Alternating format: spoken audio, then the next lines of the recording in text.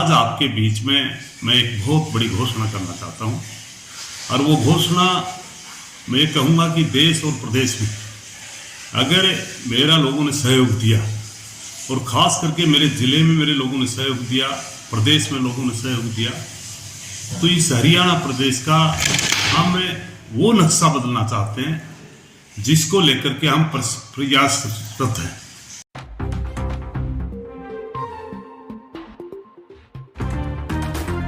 नमस्कार, मैं खुशी और आप देख रहे हैं एनसीआर हरियाणा लाइव। आइए नजर डालते हैं आज की बड़ी खबर पर। एक खुशियों का त्योहार है। किस तरह की घोषणाएं अगर बात करें तो बहुत सुनहरी घोषणाएं आप करने वाले हैं। क्या घोषणाएं रहेंगी, किस तरह का आपका खुद का जो एक एक्शन प्लान है इस इलाके के लिए नहीं बल्कि इस प्रदेश के लिए, क्या कहना चाहेंगे? हमने विचार किया अब की बार इस दीपावली के त्योहार पर आज मैं बहुत बड़ी घोषणा कर करके आपको बताना चाहता हूं।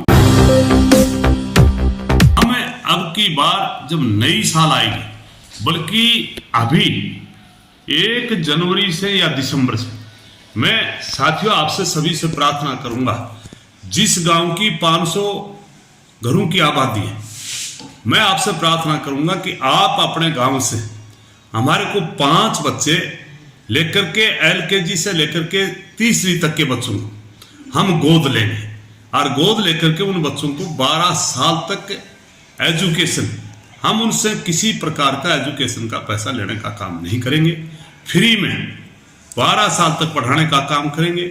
और किसी गांव में अगर 2000 की आबादी है तो हाँ, इसी हालात के मुताबिक हम 20 बच्चे लेने का काम करेंगे, उनको भी 12 साल तक पढ़ाने का काम करेंगे।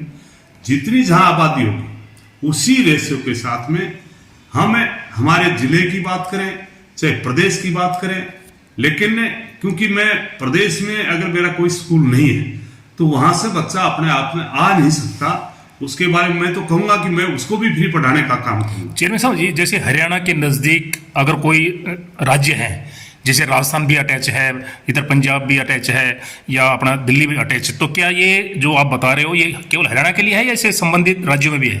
जहां तक बात हमारे नजदीक लगती है, हरियाणा की स्टेट की बात करें, राजस्थान की बात करें, राजस्थान में तो मैं ये कहूंगा कि जिस राजस्थान में मैं जन्मा, जिस राजस्थान ने मेरे को बहुत कुछ दिया, वहां तो मैं स्पेशल, अगर मुझे वहां 1-2 बच्चे का इजाफा भी करना पड़े तो मैं वहां जरूर करूंगा, क्योंकि राजस्थान की धरती से मैं पैदा हुआ और मेरा लगाव जब जहां जन्म लेता है उससे ज्यादा होता है। तो उनके बारे में तो आपको कहने की जरूरत नहीं, मैं उनके लिए तो स्पेशल ग्रांट देने का काम करूंगा। स्पेशल अगर वहां 500 घर है, 707 भी बच्चे आ गए तो भी उनको छूट देने का काम करूंगा। और रही नजदीक लगती चाहे दिल्ली की बात करें चाहे पंजाब की, वहां से भी बच्चे आएंगे तो भी हम उनको फ्री ऑफ कॉस्ट 12 साल तक गोद लेकर के पढ़ाएंगे। सब ये एक अनूठी पहल, दिवाली पे बड़ा तोहफा आपने एक गरीब के कहते हैं कि सुनहरा अवसर भी दिया है।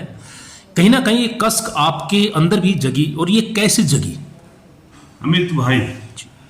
क्योंकि मेरे इसलिए जगी, मैं आज आपको एक बात बताना चाहता हूं। मैं एक बहुत छोटे से नॉर्मल परिवार से पैदा हुआ था, और पैदा होने से पहले जिस प्रकार के मेरे परिवार ने और मेरी माँ ने जिस प्रकार का कष्ट सहा, क्योंकि मेरा एक बड़ा भाई था 3 साल का, और उसके बाद में मैं पेट में था, और मेरा पिताजी कहूँ वो भगवान का प्यारा, मैं 5 महीने का पेट में था तो वो भगवान का प्यारा हो गया।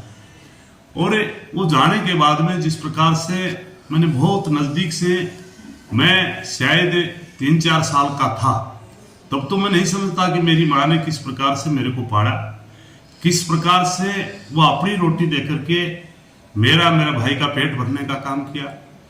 लेकिन मैं अपने आप में 6-7 साल का होने के बाद जिस प्रकार से हमने महसूस किया कि हमें गरीब परिवार से थे, बिना बाप के बेटे थे, और जिस प्रकार से मैं अपने आप में, वैसे मैं एक्टिव बहुत था, और मैं हमारे गांव में एक नायक कौम की बहुत अच्छी बस्ती है, उनके परिवार काफी 50-60 घर थे, तो गरीब परिवार का बच्चा गरीब परिवार में ही जाकर के कहीं खेल सकता है या बात कर सकता है।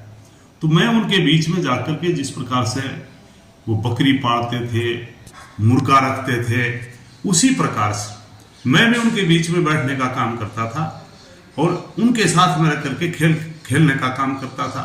बल्कि कई बार तो मैं उनके घरों में खाना भी खाने का काम करता था। और उसको लेकर के मुझे काफ़ी दिन से तो मैंने अपने आप में ये कहूँ कि मैं छोटे से परिवार में पैदा होकर के बल्कि मैं एजुकेशन भी नहीं ले पाया। कई बार तो हम अपने आप में किसी साथी की रोटी लेकर के खाने का भी काम करते थे। लेकिन मैं अपने आप में, भगवान ने आपको हरियाणा में लाया, हरियाणा प्रदेश में भी मैं कोई बहुत बड़ा आदमी नहीं आया। यहाँ भी मैंने 150 रुपये की नौकरी शराब के ठेकों में की, सेल्समैन रहा, और जिस प्रकार से मैंने मेहनत की उसकी भगवान ने मेरे को जल्दी ही बहुत बड़ा रास्ता दिखाने का काम किया।